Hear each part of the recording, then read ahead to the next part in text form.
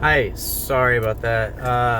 So the testimony part 6 is going to have a first half and a second half because I forgot to turn something off on my phone and it rang and it kicked me out of the program. So what I was saying about my testimony, which you'll have to watch the first part, half of this now to hear it. I equate all this trouble I had with this woman with the story in Judges 16 of Samson and Delilah. I knew that she had ill intent. I knew her reasonings behind things, and yet I played with it. I played with a snake that was going to bite me. I became great in my own eyes to the point to where I was saying I'm God and I'm this and I'm that. I was way out in left field. And I got humbled and I got brought down and I got shown very quickly that I am not God. I went for a woman that was not in God's plan for me, the same way that Samson went for a woman that was not in God's plan for him. He was told to marry an Israelite, and he went and chose a Philistine woman twice. One of the enemy's women, actually.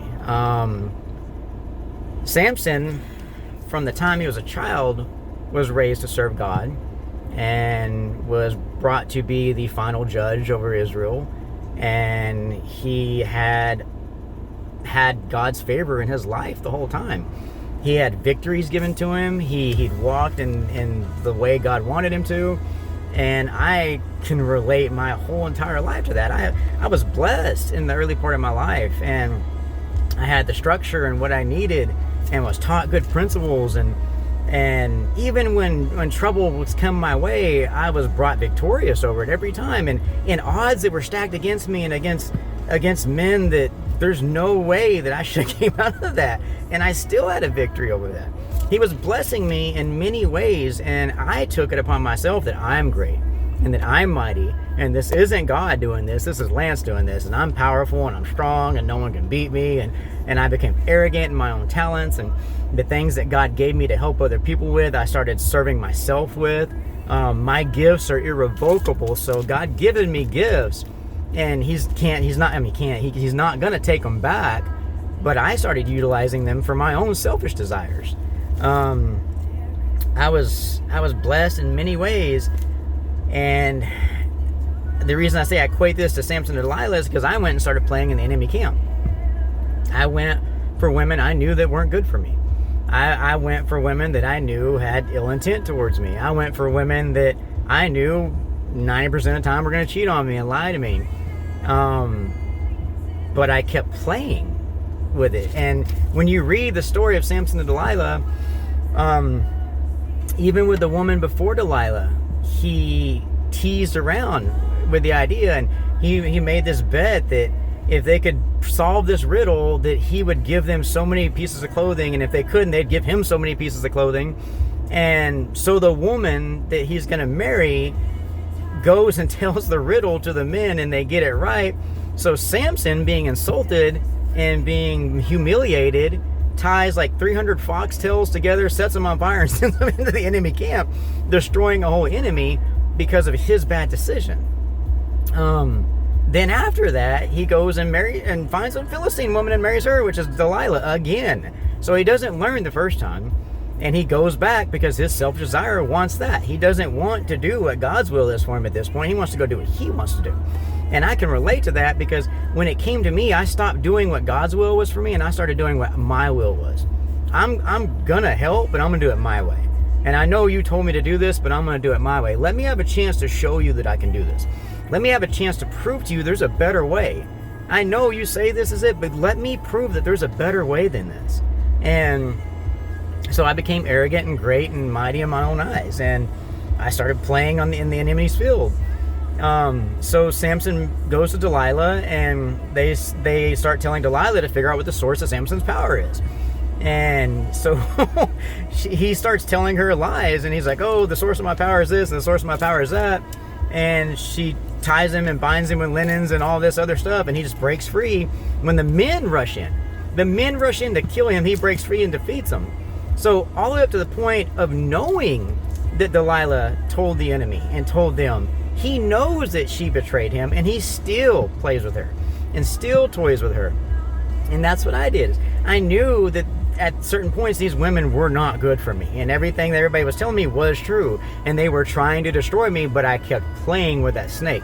I kept playing with that viper. I kept playing with sin. And eventually Samson tells her, the source of my power is my hair. If it gets cut, I lose my power. Sure enough, she tells him, they cut his hair off and he loses all of his power. They subdue him and they tie him to some pillars, and they start celebrating around him and mocking him and mocking God and doing all these things. So what Samson did out of pride and arrogance and being big made God's name look bad, because it was upon Samson, because his blessings were upon Samson. So what we do is going to reflect who Jesus and who God is at people that look through us. They may read all this stuff about Jesus and all this stuff about God, but when you claim to follow God, you're putting that label on, saying, this is the person I serve. And when you start going and doing questionable things, they're like, that's your God? Like, that's okay with him, you know? So Samson at the end realizes and essentially repents and says, forgive me. Ask God, give me the power one more time to pull these pillars and bring this temple down on everybody. And God does. He grants him that. In my crash and in my downfall and in my spiral, I know that people were brought closer to God. And I know that's going to be a testimony that people can see and look at and realize the devastation and destruction that can come from choices in certain people and things like that. I also know those involved will be raised up too, because I brought a temple down on all of us. I brought walls down on all of us.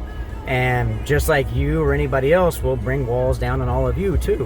When you make these decisions, people get wrapped up in it, and they're going to come into that destruction as well. But everything that happens, God's intending for your good. Everything meant for your bad, God intends for your good, and he can turn it around and he can raise you out of that.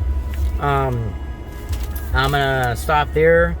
I'm going to end this on this quote and then start the next testimony on that quote. It was made by Charles Spurgeon, which is a great preacher from the past, and he's just a powerhouse. A lot of good wisdom. He said, whenever God means to make a man great, he always breaks him in pieces first. I can't tell you how true that is. I was shattered into completely nothing. Lost everyone and everything. There was no part of myself left. So all God had to do is stand me up and say, now do my way. And I have nothing to hold on to. I had nothing left to say, yeah, but first this, and yeah, but what about that, and yeah, but this piece of me. I was done. But when the temple came down, my life was over. And I looked at God and said, it's what you want from me. Everything and anything you say from this point forward, I follow. Okay, I'm going to end it there. Thank you.